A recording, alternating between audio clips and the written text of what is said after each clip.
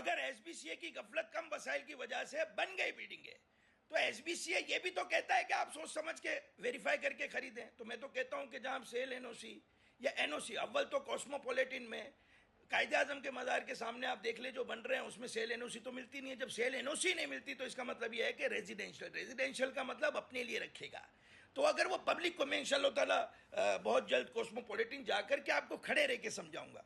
वहां पर हमारे एक दोस्त हैं, उनका एक प्लॉट भी बन रहा है, लेकिन अभी मैं आपको वो प्लॉट दिखाऊंगा, आप देखिएगा वो है क्या, और जब वो बनता रहेगा मैं आपको बताता जाऊंगा कि बन क्या गया।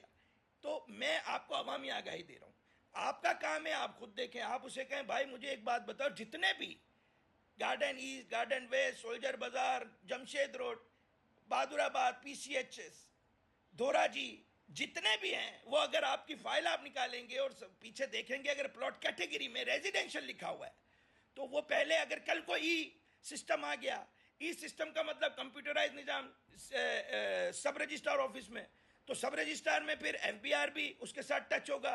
तो एफबीआर का एफबीआर बताएगा अब एक्टिव है कि नहीं है। वहां पर पिछली फाइल का भी रिकॉर्ड आएगा जो रजिस्ट्रार ऑफिस, ठीक है जी।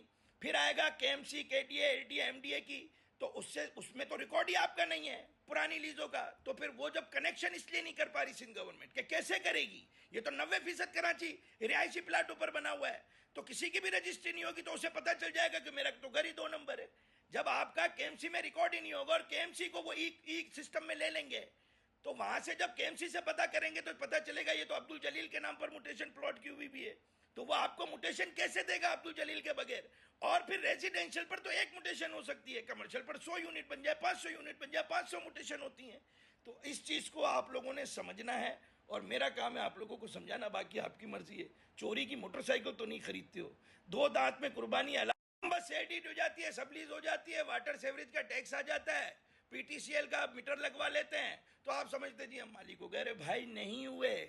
आपने सबसे पहले तो सेल एनओसी देखनी है, फिर सॉइल सर्टिफिकेट भी आप ना लें, आप प्लान सर्टिफिकेट भी ना लें, लेकिन आप जब पैसे देते हैं फाइल के साथ आप सारे एविडेंस तो लें। नक्शा पास बिल्डर का अपना नक्शा नहीं, पास नक्शा लें। फिर आप इसके अलावा बिल्डर फाइल के अंदर आप उससे उसकी जो प्लॉट नाम है उसकी सारी डेफिनेशन लें, उससे मुटेशन की फोटोकॉपी लें।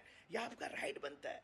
यानी आप मोजे खरीदने गए तो मोजे वाला ये कहे कि लेने तो ले, तो खाली प्लास्टिक की थैली तो नहीं लेके आएंगे हैं। तो आपने खुद ने चीज़ों को समझ लेना। और सबलीज या सेडीड आप लेकर के जाएं केएमसी में, आप जाए बोर्ड ऑफ रेवेन्यू में, आप जाए एलडीए, एमडीए, केडीए के ऑफिस में, और वहां जाकर कहें भाई ये 550 स्क्वायर फीट का, 600 स्क्वायर फीट का मेरे पास फ्लैट है, दुकान है, पेंट हाउस है, मेजनाइन है, ये सारी चीजें। और फिर नक्शा पास में देखें, पहले माले पे अगर 4 फ्लैट एसबीसीए ने लिखे में, तो वायलेशन फ्लैट बढ़ाने की थोड़ी है। वायलेशन तो 1-2 स्पेस को कम कर दो, गली को कम कर दो, 10 फुट की 8 फुट कर दो, ये वायलेशन है। छज्जा 1 फुट बाहर निकाल, 1-2-5 इंच बाहर निकाल दो, ये वायलेशन है। 4 फ्लैट की जगह 8 फ्लैट कर देना, 8 की जगह 16 कर देना, 100 दुकानों की जगह 200 दुकानें डाल देना, वायलेशन में नहीं आता, ये इलीगल कंस्ट्रक्शन है। तो फिर मैं यही कहूंगा, ये जो कहते हैं कि जी वो हम इसलिए स्क्वायर फीट कम लिखाते हैं कि जी मसला सारा ये है कि स्क्वायर फीट कम होगा तो पैसे बचेंगे, ऐसा नहीं है। उन्हें उस प्लॉट के नक्शे के हिसाब से डिवाइड करके उतनी ही जगह को, यानी 1000 स्क्वायर फीट का फ्लैट बेच दिया, 300 स्क्वायर फीट लिखवा दिया, तो आप तो 300 स्क्वायर फीट के भी हवा में फ्लैट के मालिक बने। प्लॉट की मिल्कियत 300 स्क्वायर फीट नहीं मिली, भले सबलीज से डीड में भी हो। वो कब बनेंगे? जब आपकी मुटेशन हो। तो मुटेशन का आप उससे कहें मुझे लिख के दे दे, मुटेशन करके देगा। अब ये कहे कि जी ये तो सब करते हैं, तो सब अगर 2 नंबरी करते हैं तो फिर जेलों को बंद कर दो। इस वक्त मैं कॉस्मोपॉलिटन में आया हूँ, तो ये एक अपार्टमेंट माशाल्लाह बड़ा अच्छा बन रहा है, पब्लिक बुकिंग करा है, मेरा मना नहीं है।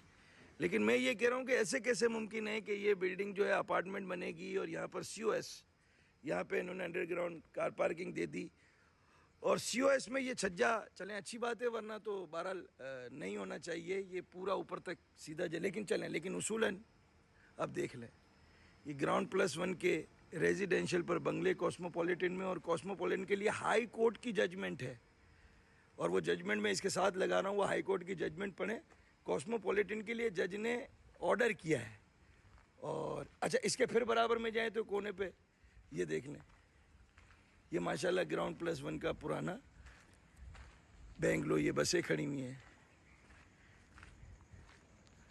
तो मैंने कहा ज़रा बता दूं, बाकी मुझे पता नहीं है, एसबीसी वालों को ज़्यादा पता होगा, वो ज़्यादा बेहतर जानते हैं, कॉस्मोपॉलिटन सोसाइटी को ज़्यादा पता होगा।